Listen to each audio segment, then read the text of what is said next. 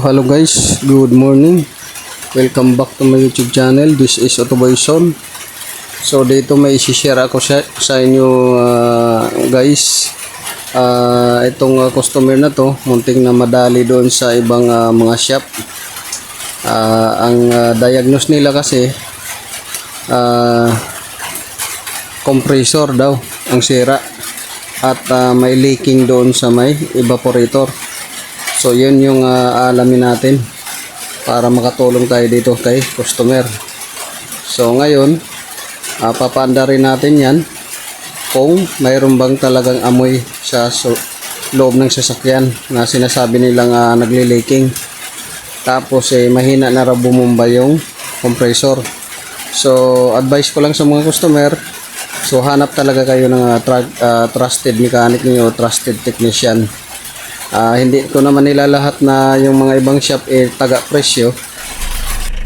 So ayan na guys, umaandar na. So i-switch natin yung AC. Switch muna natin yung AC.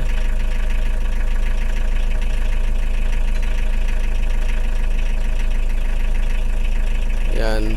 So ilagay natin sa cold 18 degrees Celsius. So ilagay natin sa cold. Tapos yung fan number 2 natin. So yan. So yung fan naka number 2, yung mode nasa harap, yung degrees niya cold 18. Yan. So dito hindi siya ganong malamig. Hindi siya ganong malamig guys. Mahina lang yung lamig niya. So yan yung gagawin natin. Mahina yung lamig, tapos check natin yung rear din. Check natin yung rear.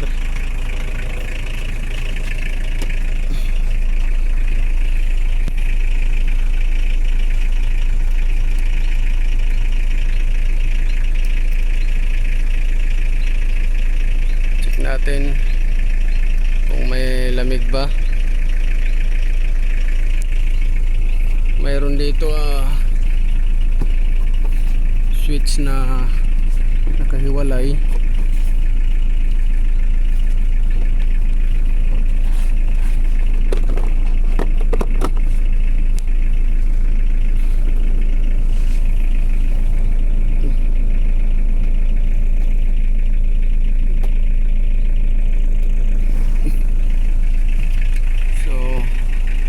Ayan, hindi gumagana yung rear. So yan yung hanapin natin kung bakit hindi gumagana to.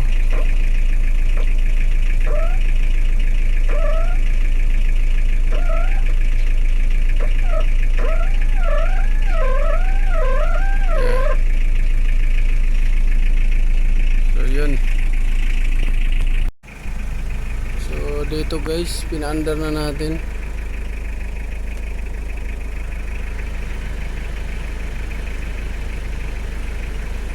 Pinaandar na natin yung aircon. Ayan. Yung AC rear. Yan, AC front. Yan, AC front. Mandar na yung AC. Tapos AC rear. Ayan, gumana na. Monitor natin dito.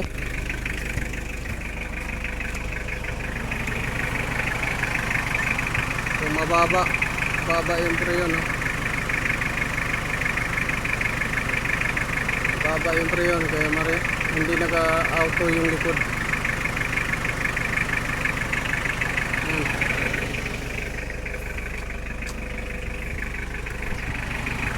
So dapat ito guys ay mataas to sa high side. Guys, dual to. So kulang sa preyon. Dito. Ayan, dati hindi gumana. Yan, gumana na oh. 18 degrees. So rear yan. Pati doon gumana na. So binaklas natin dito. Ayan. Nakabaklas yung cover dyan. Panel. Ayan. Baklas. So nandito yung blower nya. Nandito yung air duct nya. So nandito yung controller. Ito controller ng its back door. Yan. Yan yung controller ng its back door nya.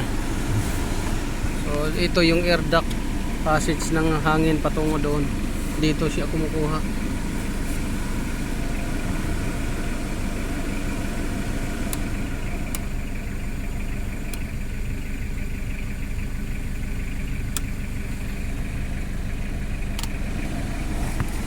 So ito yung switch na ginawa natin. Yan, i-off natin. Yan, yan yung off.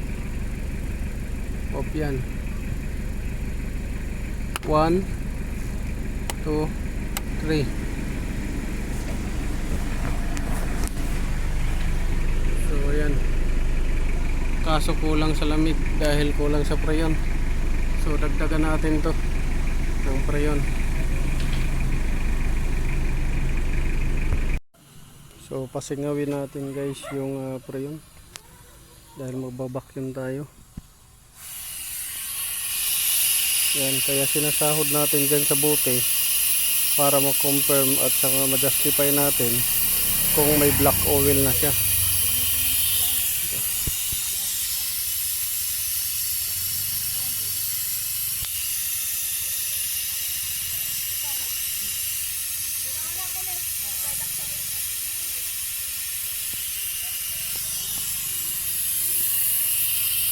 So sasahod natin dyan para ma-confirm kung may black oil. So ganun mag-justify at saka verify ng preyon sa system at saka compressor oil.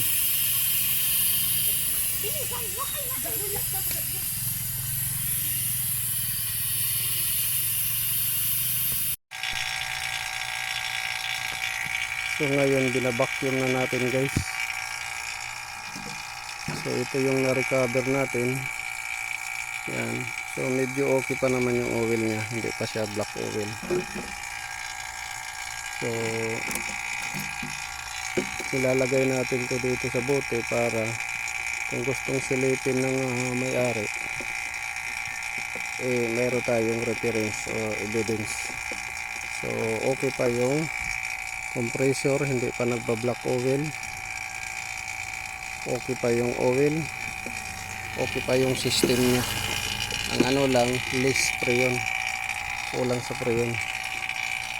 Kaya yung harap lang nag-engage, sa likod hindi nag-engage. So nagba-vacuum na tayo. Yan.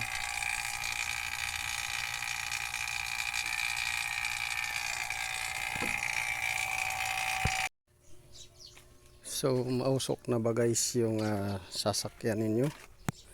At kinakabahan kayo kung ano yung sira dahil napapanood ninyo sa YouTube or Facebook na kadalasan is kung hindi turbo, injection pump, injector. So itong mga parts na to guys, injector pump or injection pump or turbo, ito yung mga kadalasan na papanood ninyo na pinapalitan dahil sira, dahil nagiging mausok yung sasakyan. So wag kayong kabahan guys dahil dito papakita natin sa inyo na hindi injector ang sira kaya umuusok, hindi injection pump ang sira kaya umuusok, hindi rin turbo ang sira dahil hindi naman doon talaga. So yung tatlo na yan, kakabahan kayo sa ibang mga unit, sa ibang mga mekaniko shop dahil kadalasan yan yung tinuturo, injector, injection pump, turbo, yung mga dahilan kung bakit mausok. So ngayon, ito papanda rin natin matapos nating repairin. Ideal lang siya guys, dati mausok na. Ngayon tingnan ninyo.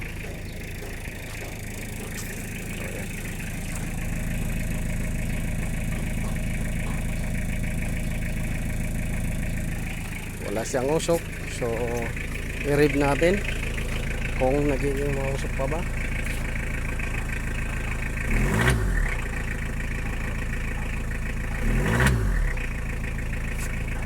So wala na siyang usok na itim. So yung usok na nakikita ninyo dyan ay normal lang na usok nya.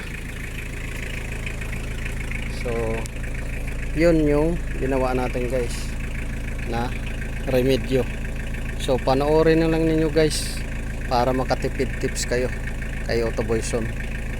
So ito yung video guys bago natin natapos yung repair. So magkakarga na tayo guys ng preyon dito. Kargahan na natin ng preyon matapos natin i-vacuum, leak test, walang leak. Ang dahilan nito pagbabawas guys dito sa valve na to kasi kadalasan pagka tumatagal itong valve na to, shader valve, yun yung lumuluwag yung o-ring nya hanggang sa nakakasingaw. Tapos ang pangalawa niyan guys ay sa sobrang init minsan talaga hindi kakayanin ng condenser dito sa mahinang parts, sumisingaw siya pagka over pressure na, over high temperature or high pressure. So karga tayo ng preyon. Pasingawin muna natin to para makaakyat yung preyon. So yan, tingnan natin dito, kailangan po patong yan sa 5 lang muna o 75 psi. So yan, bago tayo magdagdag mamaya pagka nakaandar. So paandarin na natin para gumana na yung pagka nakaandar na. So i-on nyo yung AC. Dito tayo sa auto. Ayan, naka-auto yan siya guys. Auto.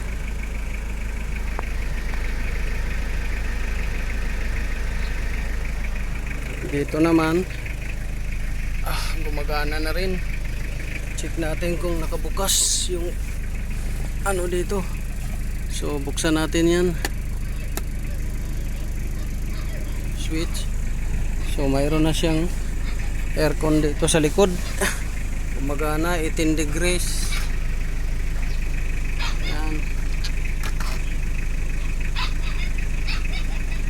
18 degrees, naka full tayo mood. So dito yan, naka 1 ang blower natin, naka 1 mode natin front 18 degrees. So paganahin natin yung rear, pindutin lang yung rear. So ang rear bawasan natin ng number 1 lang. Yan. O number, ilagay natin number 3. Tapos yan.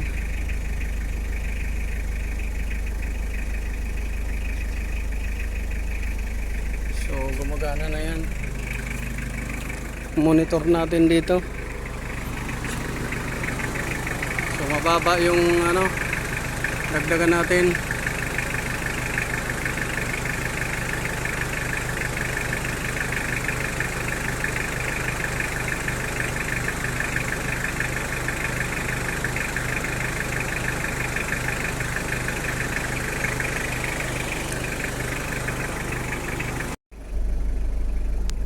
So nandito tayo guys sa loob ng sasakyan para i-monitor yung lamig nito. Bumababa siya. So dito naka number 1 lang tayo guys ha. Yan, number 1 fan. Mode niya naka front. Kaya aircon na yan, 18 degrees Celsius. Tapos dito, naka recirculation tayo para walang hangin na papasok galing sa labas. Yan. Yung rear niyan, gumagana rin. So monitor natin dyan kung hanggang saan yung sagad niya. So dito, hindi pa natin binabalik dahil tinitest pa natin yan, no? Naka number 3 siya dito dahil malaki yung espasyo na sa likod na kailangan palamigin. So yan, 18 degrees din, naka number 3 siya. So dito naka number 1 lang tayo. So monitor natin. So yun guys, goods na. So malamig na yung buga. Lamig na. Dito tayo sa rear. Yan. Lamig na yung buga niya. Rear to sa rear side to. Yan, malamig na. Tapos dito gumana na. Ayan. Gumana na siya. Doon naman gumana na rin. Yan. So, goods na. Malamig na dito. So punta tayo dito sa harap kung okay yung temperature or pressure nya.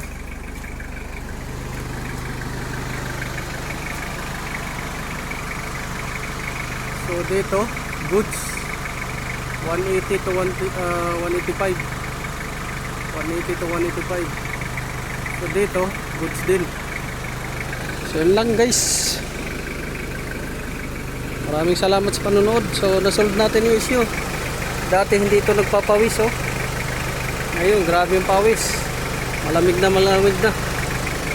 Goods na goods. This is Otoboyson. Good morning.